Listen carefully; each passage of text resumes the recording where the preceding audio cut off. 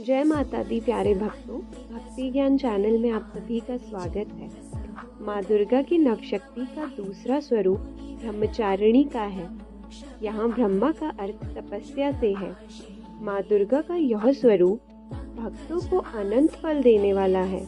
इसकी उपासना से तप, त्याग, वैराग्य, सदाचार और संयम की वृद्धि होती है।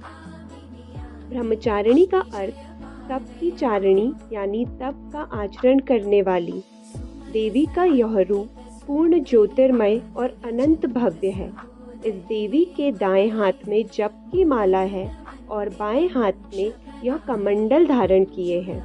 पूर्व जन्म में इस देवी ने हिमालय के घर पुत्री रूप में जन्म लिया था और नारद जी के उपदेश से भगवान शंकर को पति रूप में प्राप्त करने के लिए घोर तपस्या की थी। इस कठिन तपस्या के कारण इन्हें ब्रह्मचारिणी नाम से अभिहित किया गया। 1000 वर्ष तक इन्होंने केवल फल खाकर बिताए और 100 वर्षों तक केवल जमीन पर रहकर शाक पर निर्वाह किया।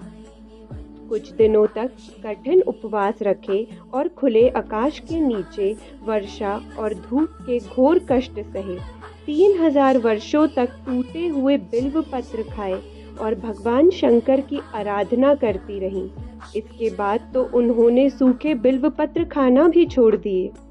कई हजार वर्षों तक निर्जल और निराहार रहकर तपस्या करती। कठिन तपस्या के कारण देवी का शरीर एकदम क्षीण हो गया। देवता, ऋषि, सिद्धगण, मुनि सभी ने ब्रह्मचारिणी की तपस्या को अभूतपूर्व पुण्य कृत्य बताया, सराहना की और कहा, हे देवी, आज तक किसी ने इस तरह की कठोर तपस्या नहीं की। यह तुम ही से ही संभव थी। तुम्हारी मनोकामना परिपूर्ण होगी और भगवान शिव जी तुम्हें पति रूप में प्राप्त होंगे। तब तपस्या छोड़कर घर लौट जाओ। जल्द ही तुम्हारे पिता तुम्हें बुलाने आ रहे हैं। इस देवी की कथा का सार यह है कि जीवन के कठिन संघर्षों में भी मन विचलित नहीं होना चाहिए। माँ ब्रह्मचारिणी देवी की कृपा से सर्व सिद्धि प्राप्त होती है।